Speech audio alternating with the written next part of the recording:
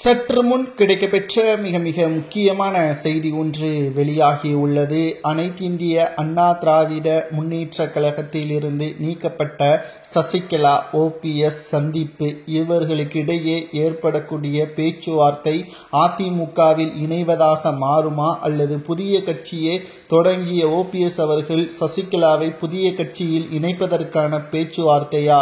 இவர்களது சந்திப்பை பற்றி இந்த வீடியோவில் முழுமையாக தெள்ளத் தெளிவாக நாம் பார்க்க போகிறோம். வீடியோவை ஸ்கிப் பண்ணாம முழுமையாக பாருங்கள்.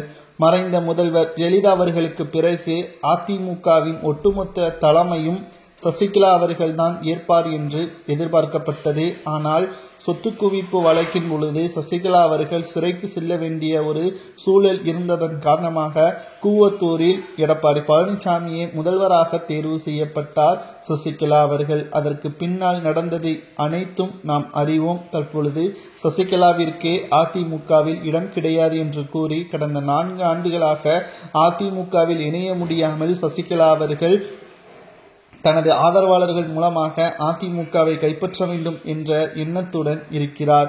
2 நாட்களுக்கு முன்பாக செய்தியாளர்களை சந்தித்த சசிகலா அவர்கள் அதிமுகவை நிச்சயமாக நாங்கள் வெற்றியடைய வைப்போம், திமுக இந்த முறை நிச்சயமாக 2வது முறை வெற்றியடையாது, தோல்வியே தான் பெறும் என்பதையும் சசிகலா அவர்கள் செய்தியாளர்களது பொழுது பேசியிருந்தார். மேலும் எடப்பாடியிடமே சசிகலாவையாவது அதிமுகவில் இணைப்பதற்கு வாய்ப்புகள் இருக்கிறதா என்று செய்தியாளர்கள் சந்திப்பின் பொழுது கேட்டறிந்த பொழுது ஒருபோதும் சசிகலாவிற்கும் ஓபிஎஸ்ஸிற்கும் அதிமுகவில் இடம் கிடையாது என்று எடப்பாடி தெள்ளத் தெளிவாக கூறிவிட்டார். இந்த நிலையில்தான் ஓபிஎஸ் அவர்கள் சசிகலா அவர்களை சந்தித்து தனது கட்சியில் இணைவதற்கான பேச்சுவார்த்தையும், ஒருவேளை சசிகலா அவர்கள் ஓபிஎஸ்ஸின் புதிய கட்சியான எம்ஜிஆர் அம்மா திராவிட முன்னேற்ற கழகத்தில் இணைந்துவிட்டால் முக்கிய பதவியும் கூட்டணி யாருடன் வைக்க வேண்டும் என்பதற்கான பேச்சுவார்த்தையும் அடுத்த கட்ட நடவடிக்கையாக பார்க்கப்படும். இது அதிமுகவின் தொண்டர்களுக்கு மிகப்பெரிய ஒரு வரவேற்பையும், அதே சமயம் எடப்பாடியின் ஆதரவாளர்களுக்கும் மிகப்பெரிய ஒரு சிக்கலையும் இந்த சந்திப்பு ஏற்படுத்தும்.